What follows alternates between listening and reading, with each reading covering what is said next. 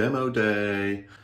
For my next project, I'm doing a reno on our master bathroom. This is the entry door here, and I've taken the molding off and the door and all of the shelving that's gone. So now we're gonna remove all the drywall in here, the drywall out around here. So the plan is to remove this whole closet, and then this doorway here is going to be a pocket door. So we'll be opening up this whole wall here, converting this door into a pocket door so that we don't have any swing into our bathroom taking up space, because I would like to put in a double vanity here with some storage in between and then all the storage underneath. Well, that'll make up the space for everything I took out of this closet, which is right over there in those organizers. I'll be replacing that light fixture here, just something that's a little more flush mount. I'll be putting in a coffered ceiling, a little bit of coffered ceiling, nothing too crazy because it's not that big of an area, but I always like some type of ceiling texture in the bathroom. But first, we got to demo all of this closet to free up that ceiling space in the corner before we can even get to the ceiling. So today, it's basically demoing all the drywall in this closet.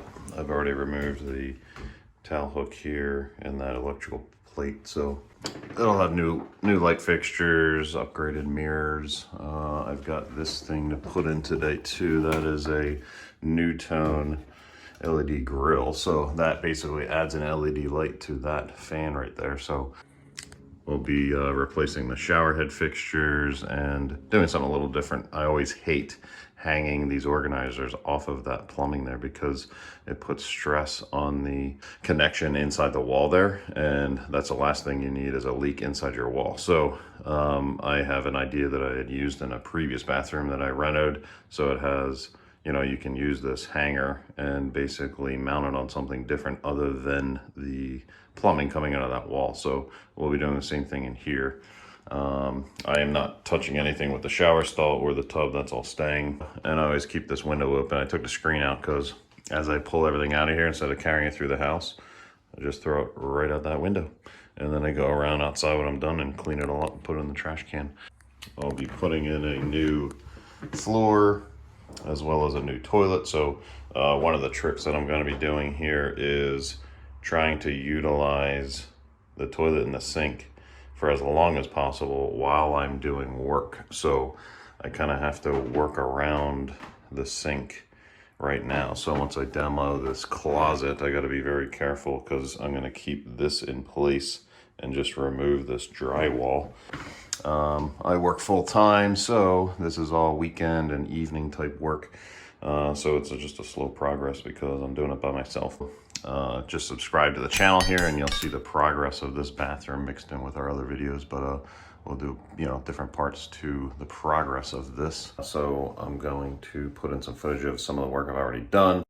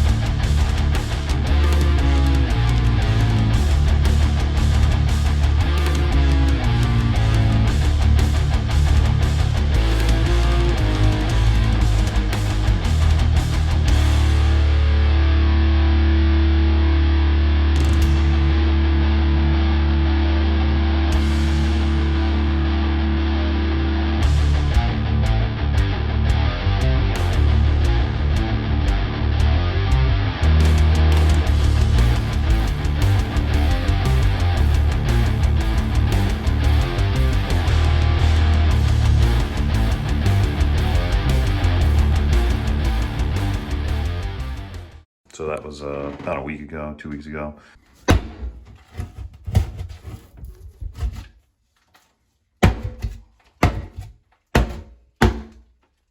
When you're demoing drywall, the quickest way, if you don't care about mess, is just to puncture the drywall in between a stud and then just start tearing it off in big chunks. All right, a little bit of an update. I got the drywall removed down to here. Luckily there was a seam right here, so I can actually stop right there, possibly, but we'll see how far we get today. I got it all skinned off around the front and the insides. I removed one of the 2x4 frames from either side here, that I can pull that header down. Keep moving on to these 2x4s, but one thing I want to point out, when you're doing demo, you definitely have to be careful. I stabbed myself with a nail. You always get a little bit of hurt, but wear gloves if you want to. If you don't, then expect to hurt your hands. So there's nails all over the place. So some people, when you're skinning the drywall off, you can go around afterwards and try to pull all the nails and screws or whatnot from that was holding the drywall on, but I'm always too impatient for that kind of stuff. So I just tear into things and throw it out the window and cut myself. Luckily, last year, I stuck a hatchet in my hand and needed stitches, so I'm up on my tetanus shot, so I'm good to go. Another quick update, we've got all the 2x4s that were here framing out the closet, and I disconnected this junction box from the drywall and just left it hanging here. But the one thing that will be an added job is we do have a sprinkler system in this house, so for some reason they ran the sprinkler plumbing on this side of the wall, and that's going to affect finishing this wall, obviously. So that's another add-on to this job, is having to move the location of that plumbing. Little added bonus to this job, but it is what it is. It's kind of expected when you're doing work on your own at your house, is you run into problems like that. So if you're not comfortable doing things or solving problems, then that's why you hire professionals to do them. But if you're confident in what you're doing, you can do it yourself. And then when you want to run into a problem, you can either solve it or call a professional to solve it for you. I also noticed this here, this is the attic. There's a crawl space up there, but this isn't secured to anything.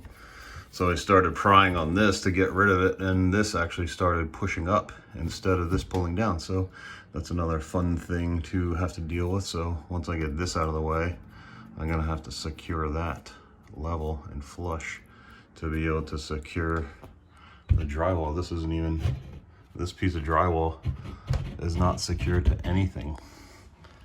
It's just hanging from the two sides that are connected. So you see where the contractors cut corners for sure when you're tearing apart your own house, but that's the way that it goes. All right, another update. I got my oscillating power tool right there, and I cut this 2x4 here, and this is just literally sitting up in the ceiling, just keeping the insulation from falling down in. And the original contractors did not fasten this drywall to the studs at all.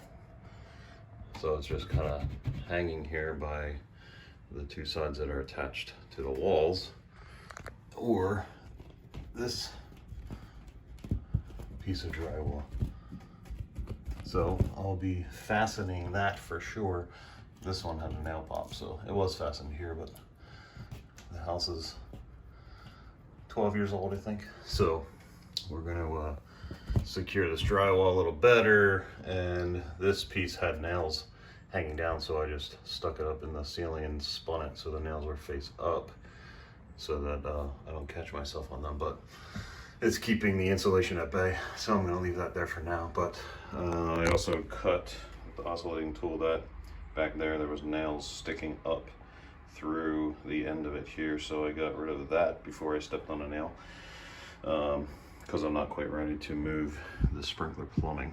But what I am going to do right now is I shut the breaker off for this outlet here. I'm going to take this wiring apart so I can get these 2x4s out of here, and just have the electric come through the ceiling the way it's supposed to make everything cleaner, and then I'll see how much we have time for after that. Right now we're gonna replace that vent fan with an upgrade LED light built in. So these fan covers just pull down like that, and then there's these one clip on either side here.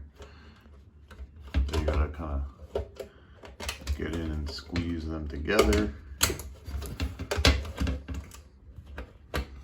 far enough to where they unhook. And then there's the other one. And that's that. The clamps for the new one are very stiff, so I got that one hooked up. I needed 2 hands to do that. But basically to hook this up, and this is a newer fan. I just replaced this fan last year because it was starting to make loud noise. That's what you look like. You unplug the fan from the outlet, and then the new plug for your LED fixture plugs in, and then the fan plug plugs into this white box here, which is your power for your LED. So, and then you just hook your other side up. All right, both sides are in with the clamps, and you just push that up into place and it stays right up against the ceiling. And now we're gonna go test the switch. And now we've got a little bit more light in the bathroom. All right, we're just about wrapped up for today. So I removed the rest of the drywall from these walls because I was gonna have to access the lower portion at least anyway on this side to access that electric to rerun that.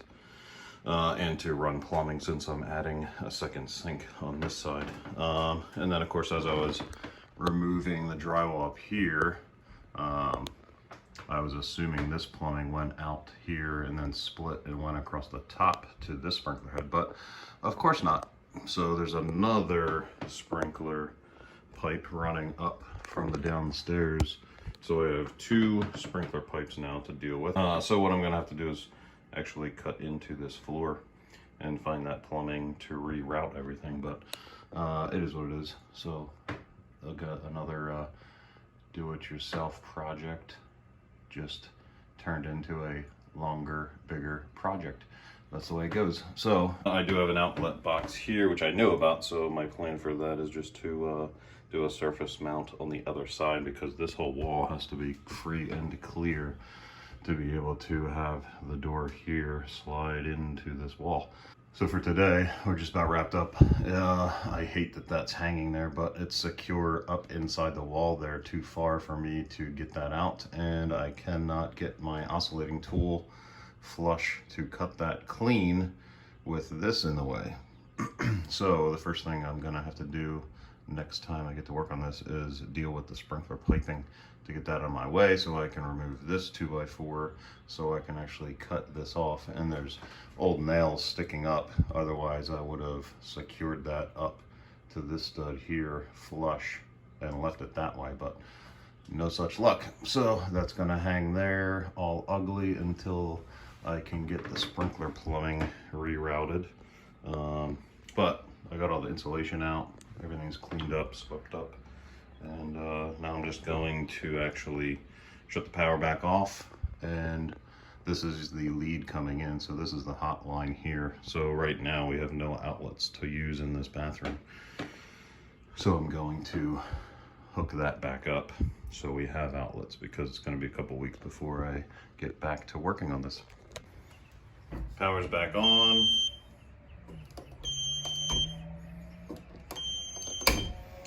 Good to go.